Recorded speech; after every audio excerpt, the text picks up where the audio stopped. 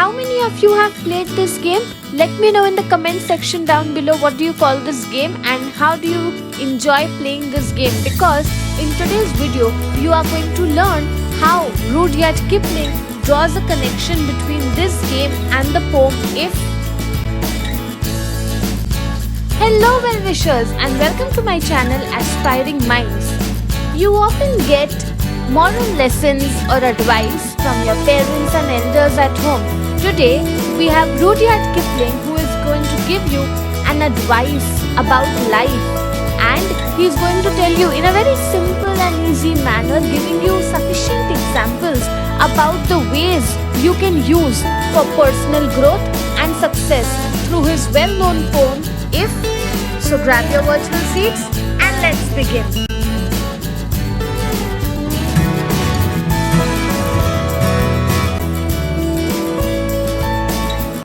Now, did you know Rudyard Kipling was a British author, poet and novelist, but he was born in Bombay, that is in India, and he spent his early years in India in Bombay before he actually moved to England.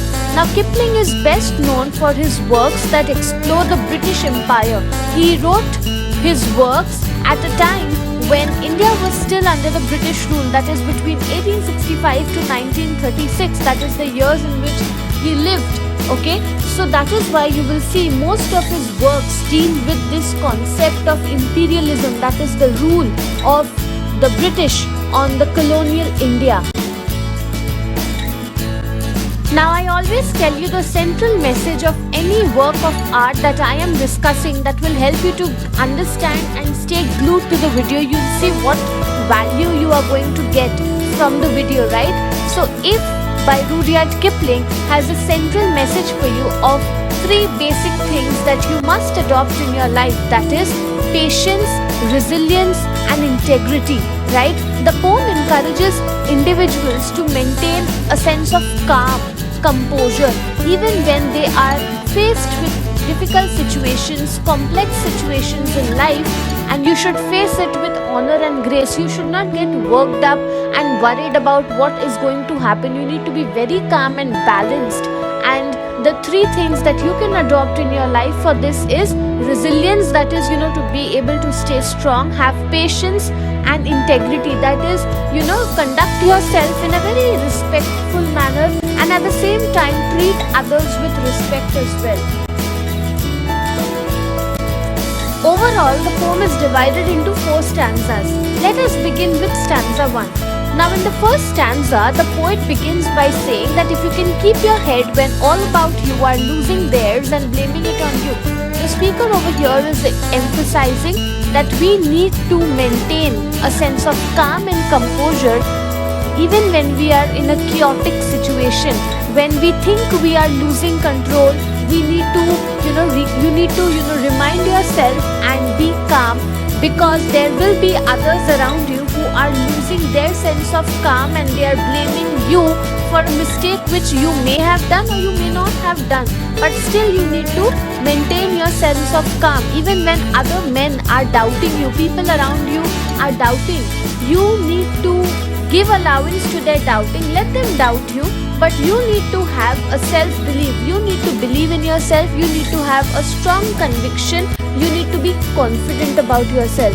So it encourages the reader to trust their own sense of judgment. You need to judge whether you are right or wrong instead of, thinking about or, picking up a fight with others. Even when others are doubting you, they are criticizing you, you with your own sense of judgment needs to have self-confidence. So this stanza advises that people should have a sense of patience in their life. They must be honest in every situation. It is at times extremely difficult to be honest given the very difficult circumstances that we are often thrust into in life, but still you need to be honest.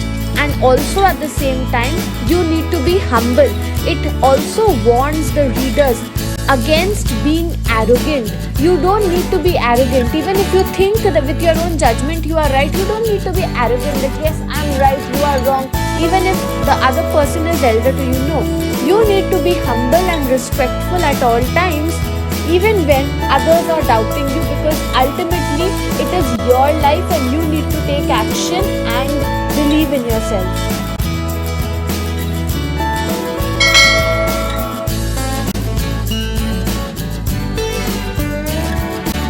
In stanza 2, the poem advises the readers that while it is important for human beings to have dreams, goals, and thoughts, at the same time you should not be entirely driven by your dreams and thoughts, because sometimes you may imagine, you may think, you may dream of unrealistic things which are not achievable based on the situation you are in life. So therefore it is, yes, necessary to dream and to think and imagine, but don't make that your ultimate goal if it is not achievable, because ultimately you are the one who is going to suffer if you take on unrealistic challenges. At the same time, the poet also encourages that we need to have a balanced approach towards both success and failure. We should not be very happy when we achieve something, nor be extremely discouraged when we are standing in front of failure. We need to instead have a very balanced approach, because the poet says that these are both temporary and therefore you need to treat them equally. If you are constantly driven by that adrenaline rush of being extremely happy when you are getting all the fame and glory, then when you face failure it is going to take a toll on your life. This stanza also highlights the need to endure, to face the consequences of one's actions. That is, if you can bear to hear the truth you've spoken twisted by knaves. Now there are often people who are more like snakes in your life. They try to come in your life, and even if you are the most honest and humble person, you know you are right, but they are not being able to face it, that how is the other person doing so well. So what do these people do? They come into your life to pull you down. So basically you can see, you have been able to identify that person to be a snake and he's trying to be jealous of you and pull you down, but do not get affected by it. See it, understand it, and be thankful that you have been able to recognize a fool of this kind, because they are trying to trap you into a situation like this so that you exit, you quit from that situation. But ultimately you need to face it with all your courage. And at the same time he says, or watch the things you gave your life to broken and stoop and build them with worn out tools. That is, you can imagine if there was a mountain like structure that we've all tried to build when we were young with cards, right? But sometimes with the wind it collapses. Or if you've made something of that Jenga game that we all play, suddenly if that breaks, we feel so bad, because you put in so much of hard work to make something. So similarly in our life, we often put in hard work for a lot of things, but it may happen situations do not favor us and things go out of hand. Instead of just giving up on life, what you need to do is accept that as a challenge and rebuild, restart from that very moment of failure. See, this image shows you about that game that I was telling you. You put in so much effort to make this structure, and just by removing one block you see everything collapsed. But still you need to maintain a sense of calm. It is so beautiful, right? That even a simple game that we often play in our free time can teach you so many things. Now, stanza 3 is very interesting. See what he's saying. If you can make one heap of all your winnings and risk it in one turn of pitch and toss, all the success, all the money you have, all the things that make you the person you are, the successful person, if you can heap it all together and risk it all at one spin of a coin. Remember that game of toss that people play? So if you win, if it's a heads you win, if it's a tail you lose. Imagine if you happen to get the tail side of it and everything you lose in a minute. That is life. One moment you are a king, the other moment you may turn into a beggar. So that is what the poet is saying. In both these situations, maintain a sense of balance. He is saying that we may face losses in our life, but we should accept it without complaining, because this is a temporary situation. It emphasizes that you need to be resilient, you need to work hard. Even when one's physical and emotional strength is depleted, it is lost, you are not being able to control your heart, your nerves are giving up, your muscles, your physical, mind, body, soul, everything is just utterly exhausted. Still, you need to go on, you need to collect all those scattered pieces of your tired self and you need to move on in life. So it highlights the power of one's determination and strong will that can keep a person going even in the face of adversity. And I can tell you with full conviction that yes, I am a very, very strong-willed person. Similarly, you also need to have a very, very strong will, and that will not happen in one day, because remember, Rome was not built in a day. There is a famous saying. Similarly, there are going to be situations that life puts you in, and each situation is going to teach you a lesson. You need to learn from it instead of just being, just lying down or feeling like a loser. No, you need to face it, fight it out, no matter what people may think, because whether you do something right or wrong, people are always going to judge you. So do things which you think are right and which will give you satisfaction. Now, fourth and the final stanza is very interesting. It stresses on the ability an individual must have to be able to interact with both common people and also with people who are in power.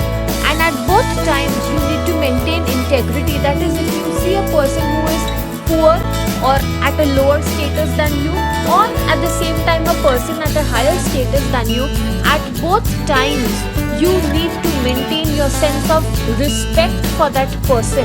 So it suggests that one should not be overly affected by the opinions of others, because it says, if neither friends nor foes can hurt you, if all men count with you but none too much, that is, what are the opinion of your friends, family, or at the same time of your enemies should not affect you too much. There are times when I've seen people who try to move more by getting the acknowledgement of others. If the family says a yes, only then the person will move ahead with a particular decision. No, you are an individual. You need to build up your mind accordingly to be able to judge something as being right or wrong based on your life's circumstances, because when others give you advice, remember, they are doing it from the experiences of life that they've had, and you don't want to be a duplicate, a copy of the other person, right? At the same time, in the final lines of the poem, it highlights the importance of making the most of every moment of your life, and the world will become your own. Along with achieving true manhood, what will happen? You are going to become a complete individual. You will become a very respectful individual, because you need to make the most of every situation that comes in your life. And once you have a grip over your thoughts, your action, your decision-making ability, and you have a strong will and determination combined with hard work and respect for everyone, including yourself, you are going to become a complete individual, and you will see you literally have the control of the whole earth in your hands. Now, according to me, these are the 5 takeaways from the poem. I will not call them, you could also interpret it as themes, but these are the 5 things that you need to take away if you have come to the video so far. First is resilience. The poem highlights the importance of maintaining one's calm sense of composure even in challenging situations, and at the same time you need to be resilient, you need to be strong-headed even when you are faced with a difficult and challenging situation.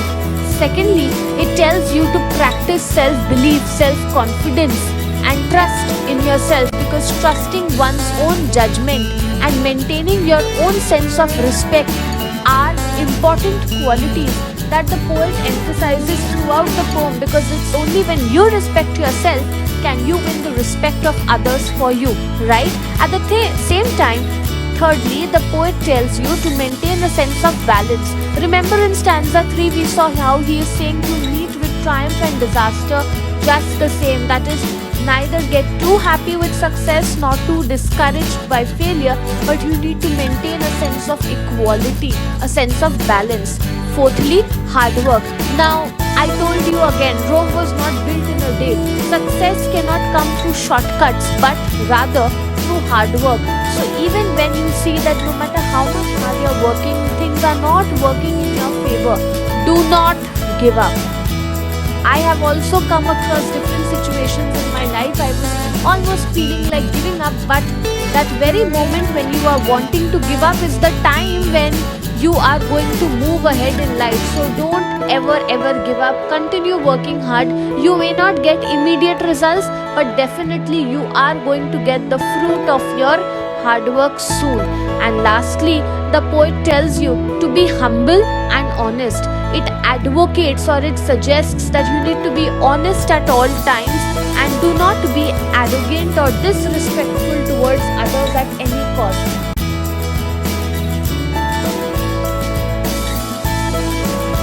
So that's it from this video. I hope you liked it. Do hit the like button. Subscribe to my channel for more such future updates. Thank you for watching. Bye.